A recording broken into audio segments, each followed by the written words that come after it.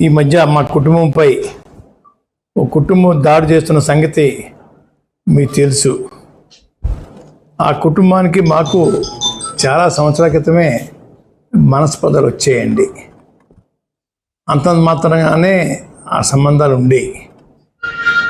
గత సంవత్సరం నుంచి పూర్తిగా దూరం అయిపోయామండి.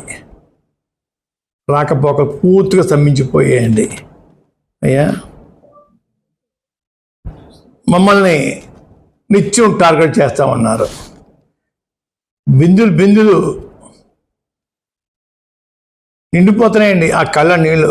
వాళ్ళు ఏడుస్తూ ఉంటున్నారు, నిత్యం ఏడుస్తూనే ఉంటున్నారు.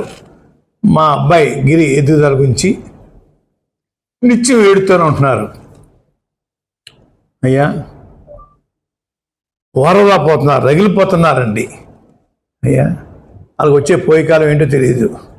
నా కొడుకు రాజకీయంగా పైకి వచ్చి తప్ప ఏమన్నా వారిని ఏమైనా డబ్బులు అడిగామా, వారు సాయం కోరామా? ఏమీ లేదే. వారి సంబంధం ఏంటని అడుగుతా ఉన్నాను నేను.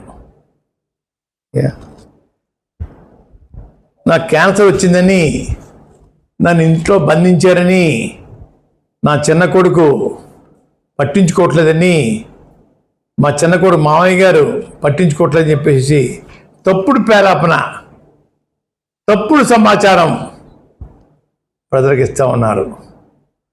అయ్యా, తప్పు తప్పు తప్పు. రోజు నా చిన్న కొడుకే నాకు సేవ చేస్తూ ఉన్నాడు. రోజు నా చిన్న కొడుకే నాకు సేవ చేస్తూ ఉన్నారు.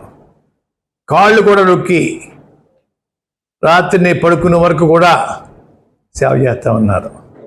అయ్యా, మాకు నా కొడుక్కి నాకు మనస్పర్ధ పెంచి దూరం చేస్తే వాళ్ళ గర్భకు వస్తానమ్మని చెప్పి అనుకుంటున్నారండి. చస్తే ఈ జన్మ కదా ఎన్ని జన్మలు ఎత్తినా కూడా గుమ్మం ఎక్కను. ఆ గుమ్మం ఎక్కడం కోసం నాకు, నా కొడుక్కి, మా వీంకుడు శివాజీ గారికి మనస్పర్ధ పెంచడానికి ప్రయత్నం చేస్తూ ఉన్నారు. అది ఆపండి, తప్పు.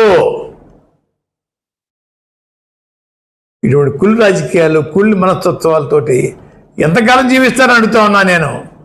మీకు నాకు సంబంధం ఏంటి? సంవత్సరం కాలం నుంచి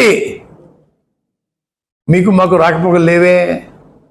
ఎందుకు నా గురించి ఎడుతూ ఉన్నారు మీరు? బిందులు కళ్ళ నీళ్ళు గచ్చేస్తా ఉన్నారే. నా కొడుకు రాజకీయాలు రావటం వాళ్ళకి కంటికి చూడలేకపోతున్నారు, ఆ కంటితోటి. ఇంకో మాట చెప్తున్నాను, నా కొడుకే కాదు, నా మనవరాలను కూడా రాజకీయాలు దింపుతాను.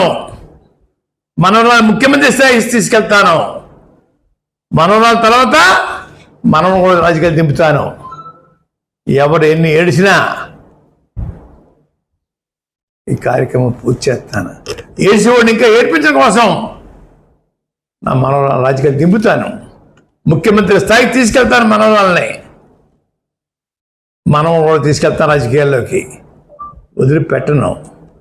ఎవడో ఏడుతున్నారని చెప్పేసి వదిలేస్తాను రాజకీయాలు నేను. వీళ్ళకి నాకు సంబంధం ఏంటి? అయ్యా, గుర్తుపెట్టుకోండి, జాగ్రత్త. పిచ్చిగా వాక్కండి, పిచ్చిగా తప్పుడు సమాచారం ప్రజలకు ఇవ్వకండి. ఈ అమ్మాయి మాంగారికి క్యాన్సర్ వచ్చింది. 3 నెలలు నేను రాజమండ్రి హాస్పిటల్ రోజు వెళ్ళి వైద్యం చేయించాను. ఈ అమ్మాయి 3 వారానికి 10 రోజులు వచ్చి కూడా చూడడానికి అలో అంతే. వీళ్ళు సేవ చేశారట తల్లికి. నా కొడుకు 24 గంటలు సేవ చేస్తుంటే ఏడుతూ ఉన్నారు వీళ్ళు.